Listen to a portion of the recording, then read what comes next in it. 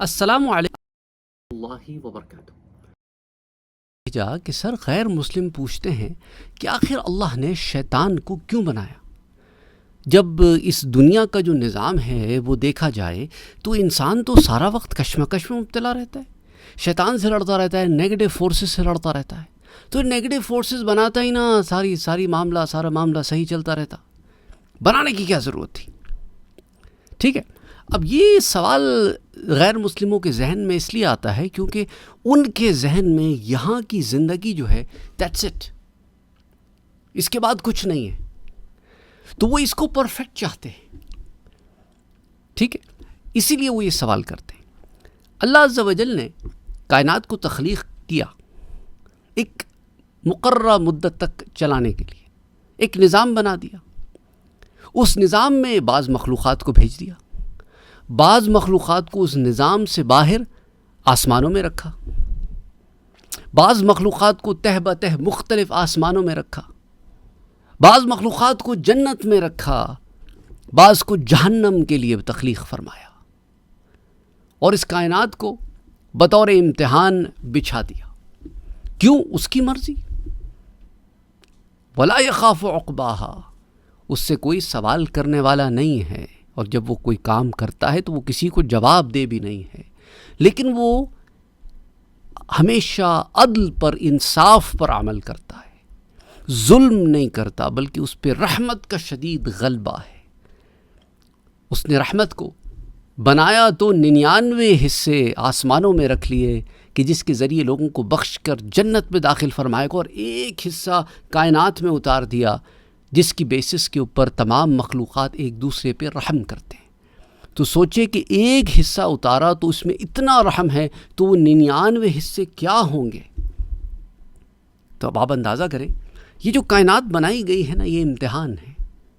اب آپ دیکھیں نا، ایگزامینیشن ہال میں جب آپ جا کے بیٹھتے ہو تو سارا سال پڑھ کے جا کے بیٹھتے ہو نا. اب آپ یہ سوال نہیں کرتے وہاں پہ، جب سارا سال پڑھا دیا تو یہاں امتحان لینے کی کیا ضرورت ہے؟ وہ ایگزامینیشن ہال بنایا ہی اسی لیے جاتا ہے، پیپر اسی لیے سیٹ کیا جاتا ہے تاکہ دیکھیں کہ اب سارا سال پڑھنے کے بعد کون اچھے نمبروں سے کامیاب ہوتا ہے، کون امتیاز حاصل کرتا ہے، کون ایکسل کرتا ہے، کون آگے بڑھتا ہے، کون شائن کرتا ہے، چمکتا ہے، کون ابھرتا ہوا ستارہ بنتا ہے. اسی لیے اللہ تعالیٰ نے عہد الست رکھا، تمام ارواح سے عہد لیا. تمام ارواح نے کہا کہ ہم مانتے ہیں کہ تو ہمارا رب ہے. پھر ان ارواح کو جسم دے کر اس مادی کائنات میں بھیج دیا، اس مٹیریل ورلڈ میں بھیج دیا، اس میٹر اورینٹڈ دنیا میں بھیج دیا. اس کے بعد ان کے لیے امتحان رکھا، اور امتحان میں ان کے اندر ایک نفس رکھا، ان کے اندر روح رکھی، ان دونوں کو بیلنس کیا اور اسے انسان کے طور پہ سامنے لا کے کھڑا کر دیا. پھر اس انسان کو ایک مشورہ دینے والا فرشتہ بھی ساتھ رکھا، اور ایک اکسانے والا جن بھی، بیلنس کے ساتھ اسے بھیج دیا. اب انسان کے ہاتھ میں ڈیسیجن دے دیا کہ تم اب ڈیسیجن میک کرو کہ تم کس طرف کو سوئنگ کرتے ہو. تم اچھائی کی طرف سوئنگ کرتے ہو تو ٹھیک ہے، پھر نفس امارہ سے بچو گے اور نفس مطمئنہ کی طرف جاؤ گے، اور پھر میں تمہیں جنتوں میں داخل کروں گا. اور اگر نفس امارہ کے پیچھے پڑ جاؤ گے اور ہوس کو اپنا خدا بنا لو گے اور اس کی عبادت میں لگ جاؤ گے تو ٹھیک ہے، پھر تم شیطان کے راستے پر چلو گے، اور شیطان جو ہے وہ جہنم کے راستے کی طرف لے جاتا ہے. اس سوال کی طرف بھی آؤں گا کہ اللہ تعالیٰ نے پھر شیطان کو بنایا کیوں؟ اللہ عز و جل جب مخلوقات کو تخلیق فرماتا ہے تو مخلوقات کو مختلف بکٹس کے اندر کریشن ہوتی ہے.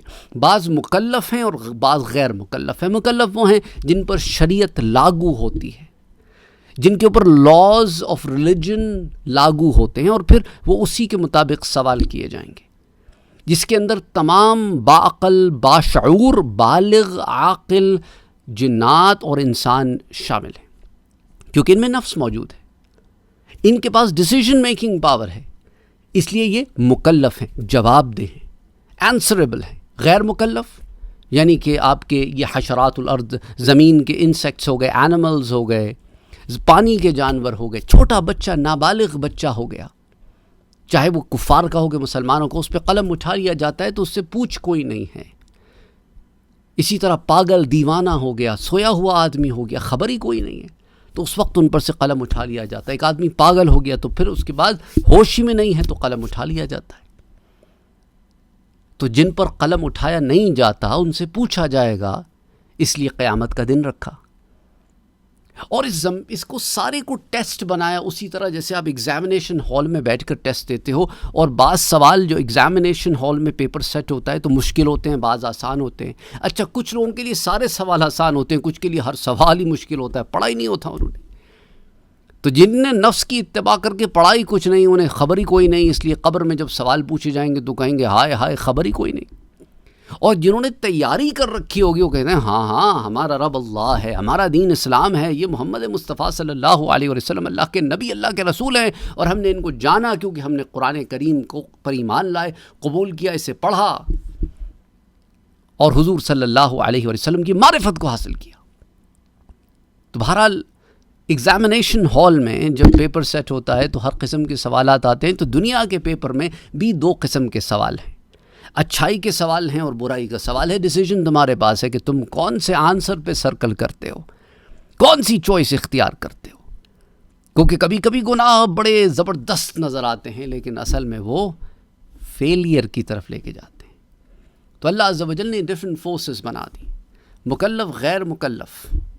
اچھا، پھر اس کے بعد اللہ نے اپنے علم سے یہ لکھا کہ یہ مکلف ذات، یہ آنسریبل ذات کیا ڈیسیجنز لے گی. اس نے اپنے علم سے لکھا، اس نے ان ڈیسیجنز کو اس کے اوپر فورس نہیں کیا. یہ بھی ایک بڑا مسئلہ ہے ہمارے ہاں. ڈیسٹنی اینڈ فیٹ کو لے کر لوگ قدریہ جبریہ والے کانسیپٹس بھی اختیار کر لیتے ہیں جو گم کردہ راہ گمراہ فرقے تھے. وہ سمجھتے ہیں کہ ہر چیز جبراً ان پر ہے، اور بعض کہتے ہیں کہ نہیں، کچھ بھی نہیں ان پر جبر. تو وہ قدریہ جبریہ والے کانسیپٹس آ جاتے ہیں کہ بھئی جب ہم پر جبراً ہر چیز مسلط کرتی گئی تو پھر ہم جواب دے کیوں ہوں. جبراً نہیں مسلط کی گئی بلکہ ایک امتحان رکھا گیا جس کے اندر ڈیسیجن آپ کے ہاتھ میں رکھا گیا.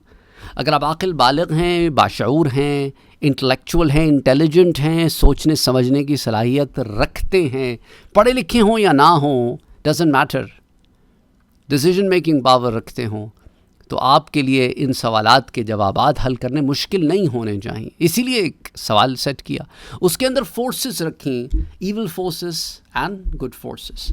تو شیطان کی بات مانتے ہیں، کچھ رحمان کی بات مانتے ہیں. تو شیطان کو جب رب کائنات نے تخلیق فرمایا تو دیگر اور کو بھی تخلیق فرمایا جو وہ جنات میں سے تھا. ملائکہ کو تخلیق فرمایا تو ان کے اندر نفس نہیں رکھا. جب نفس ہی نہیں رکھا ان کے اندر تو وہ مکلف نہیں ہیں، کیونکہ شریعت ان پہ لاگو نہیں ہوتی. وہ یسر والے لوگ ہیں. کائنات کے ستارے سیارے تمام یسر والے لوگ ہیں. آسمان یسر والے، جہنم جنت یس یس یس یس والے ہیں، سارے کے سارے یس. جو حکم میرے آقا. ان کے پاس کوئی اور کانسیپٹ ہی نہیں ہے. انسان اور جنات کو ایسے رکھا جو ہمارے علم میں مخلوقات ہیں کہ جن کے اندر یس اور نو کا ڈیسیجن دے دیا اور کہا کہ جو ڈیسیجن تم لوگے پھر اس پہ تمہیں آنسریبل ہوگے. اس لیے آدم علیہ السلام کو بھیجا تو کہا کہ بھئی دیکھو ہدایت میری طرف سے آئے گی انسانیت کے پاس، اور جو میری طرف سے آئی ہوئی ہدایت کو قبول کرے گا لا خوف علیہم ولا ہم یحزنون، اور جو قبول نہیں کرے گا تو وہ پھر جہنم کے عذاب کے لیے تیار ہو جائیں جس کا ایندھن بنیں گے انسان اور پتھر. تو اب آپ یہ دیکھیں کہ اللہ سبحانہ و تعالی نے اپنے علم سے لکھا کہ کون سے جنات اور کون سے انسان کیا ڈیسیجن لیں گے. اس نے ان ڈیسیجن کو ان پر فورس نہیں کیا.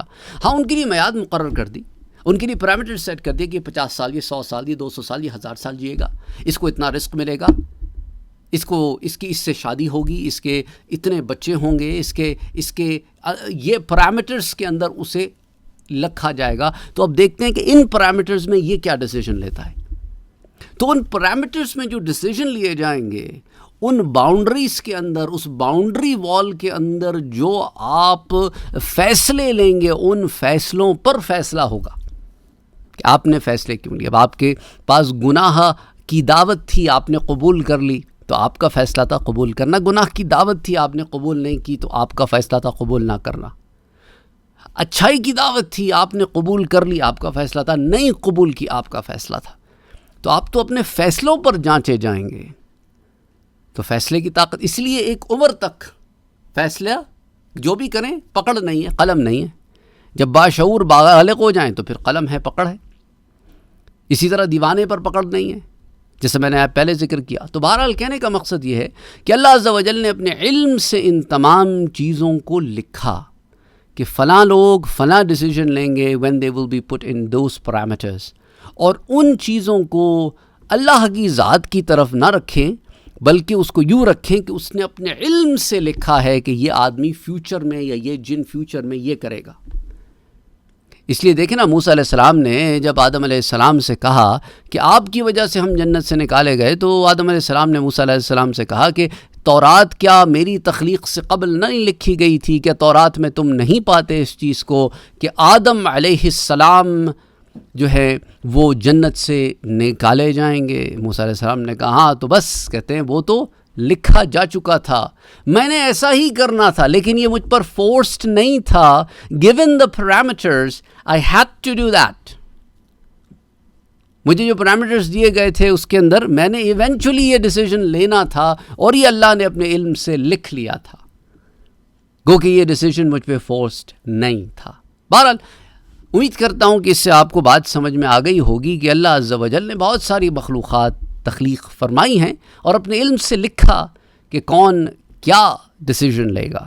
اب جو ڈیسیجن لیتا ہے وہ اسی کے مطابق معاملہ کرتا ہے. اور یہ تمام ڈیسیجن لینے والی مخلوقات ہمارے اطراف، چاہے شیطان ہوں، جنات ہوں یا انسان ہوں، ہم پر اثر انداز ہوتے ہیں. ایک ماحول بناتے ہیں، ایک معاشرہ بناتے ہیں، کمپنی بناتے ہیں، اور اس کے اندر دین وی آر ہیلڈ رسپانسبل کہ ہم اس کے اندر کیا لائے عمل اختیار کرتے ہیں، کون سا طریقہ کار ہم چنتے ہیں. which path do we pick?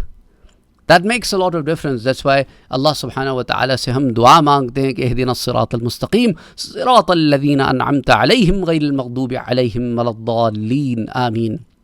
ہم اللہ سے سیدھی راہ کی طرف چلنے کی ہدایت مانگتے ہیں، وہ راہ جس کے اوپر نعمتوں والے چلے ہیں، انعامات والے چلے ہیں، اور اس راہ سے اللہ سے بچنے کی دعا کرتے ہیں کہ جو ان کی راہ تھی جن پر جو گم کردہ راہ تھے، گمراہ تھے، اور جن پر اللہ کا غضب ہوا، ان لوگوں کے راستے سے پناہ مانگتے ہیں. بہرحال یہ ایک بڑی لمبی بحث ہے، لیکن مختصراً آپ کے سامنے اس لیے رکھی کہ یہ تمام فورسز یہاں پر امتحان کا حصہ ہیں، اور یہی تو امتحان ہے جس کے لیے اللہ نے کہا کہ پھر دیکھتے ہیں لِيَبْلُوَكُمْ أَيُّكُمْ أَحْسَنُ عَمَلًا. پھر دیکھا تمہارے، تب تم لوٹے تو تم نے دیکھا کہ تم میں سے کون کیا عمل کر کے لوٹا ہے. پھر اس کے اوپر اس کے مطابق اس کی جانچ پڑتال ہوگی. اور اسی طرح دیکھیں دا باٹم لائن از ایمان. ایمان ذرہ برابر بھی دل میں ہوگا نا، ذرہ برابر بھی ہوگا، تو انشاءاللہ ایونچولی جنت میں داخل ہو جائے گا. اب یہ ذرہ برابر ایمان کیا ہے؟ ایمان کی تقسیم تو ہو نہیں سکتی، ایمان ہے یا نہیں ہے. ذرہ برابر سے مراد یہ ہوتی ہے کہ کسی درجے میں ایمان تو ہے نا کہ اللہ ایک ہے، اللہ کے سوا کسی کی عبادت نہیں کرنی. محمد مصطفیٰ صلی اللہ علیہ وسلم اللہ کے رسول ہیں، مرنے کے بعد ایک دن جی کے اٹھنا ہے، قبر بھی ہے تو حشر بھی ہے، تو جنت بھی ہے تو جہنم بھی ہے، تو قدر بھی ہے، ڈیسٹنی اینڈ فیٹ بھی ہے، تقدیر بھی ہے. یہ تمام چیزوں پہ ایمان تو ہے نا، ملائکہ پر ایمان تو ہے نا. ٹھیک ہے، تو اب اللہ تعالیٰ کے رسولوں پر ایمان تو ہے نا، اللہ کی کتابوں پر ایمان تو ہے نا. اب وہ ایمان کا درجہ کیا ہوگا کہ جس کے اندر زیادہ ایمان ہوگا اس کا عمل زیادہ اسٹرانگ ہوگا، اس کا بلیف زیادہ اسٹرانگ ہوگا. جس کے اندر رائی دانے برابر ہوگا اس میں ایمان تو ہوگا پر اتنا اسٹرانگ نہیں ہوگا کہ اسے گناہوں سے روک کے نیکی کی طرف لے کے جا سکے، لیکن ایمان تو ہوگا، کلمہ تو پڑھتا ہوگا، ان تمام چیزوں پہ بلیف تو کرتا ہوگا نا. بہت سارے لوگ ان چیزوں پہ بلیف تو کرتے ہیں، پر وہ بلیف کا لیول کیا ہے، that defines the civil reason and purpose. بہرحال بہت سارے ٹاپکس ہیں، آپس میں ملتے جلتے ہیں. I don't want to take a lot of your time. Already I took 15 minutes of your precious time. تو امید کرتا ہوں کہ اس سے آپ کو کچھ نہ کچھ سوال تو آپ کے جواب مل گئے ہوں گے. I'm pretty sure there are more questions coming. بہت سارے اور سوالات آپ کے ذہن میں پیدا ہوں گے جو آپ شاید پوچھیں. بہرحال السلام علیکم ورحمۃ اللہ وبرکاتہ.